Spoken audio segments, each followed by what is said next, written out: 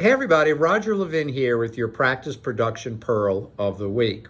This one's going to be a little counterintuitive because I have taught you that Levin Group believes that your practice should have the 3 E's: easy, effortless, and enjoyable.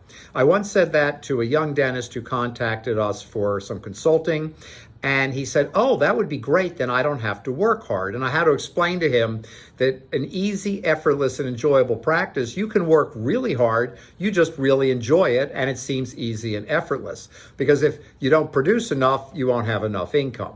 So I do love and live by and teach and try myself to embody the 3E method: easy, effortless, and enjoyable. But I'm going to give you a counterintuitive thought.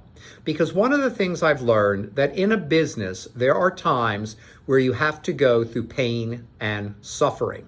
And pain and suffering could range from replacing a team member that's not performing or has left the practice, or hiring a new team member that has to be trained, to extricating yourself from 2 or 3 insurers who are offering really poor reimbursements.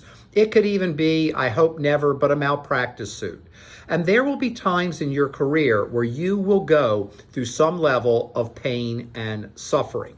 And when that happens, I've seen dentists really thrown off their game. All their attention goes to the pain and suffering subject, and the rest of the practice starts to be ignored and begins to suffer. I've met doctors that 3 years after a malpractice suit, a divorce, an embezzlement, their practice has now declined because they just weren't focusing on that. Everything went to the pain and suffering. But I want you to know that having times in a career of pain and suffering is normal. And I'm not trying to play psychologist, that's not my role in life, but you will have times where you need to go through pain and suffering to get to the other side. And you will get to the other side. As a friend of mine said years ago, bad things don't last. And I've generally found that to be true.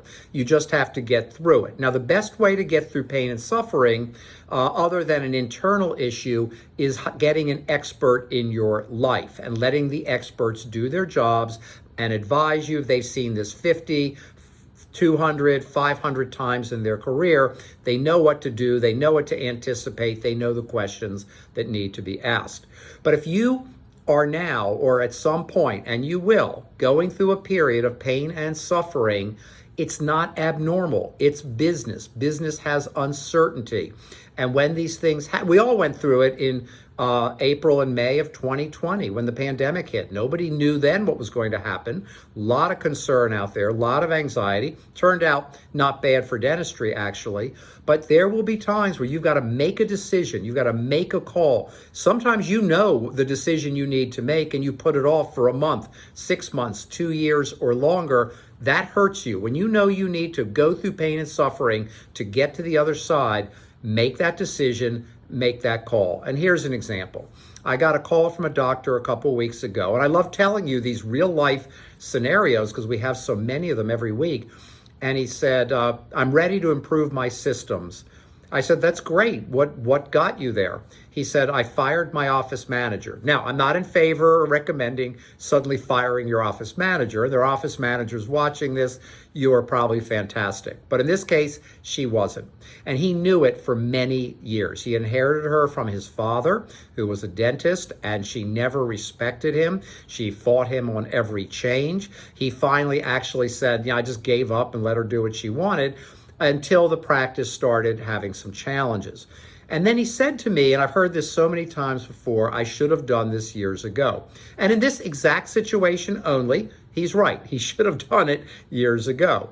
And why? And he knew that. But why didn't he do it? He didn't want to go through the pain and suffering of bringing someone new on board. So instead, he lived through the pain and suffering of a resistant and negative office manager who would not comply or go along with things he was doing. And instead, he hurt his practice versus only having pain and suffering and helping your practice sooner. He had pain and suffering and let his practice begin to suffer. So again, you will go through pain and suffering at some point in your career. It's normal. Look at it as a challenge, and you will get to the other side. As always, I wish you increased practice production every year, and I'll see you next week.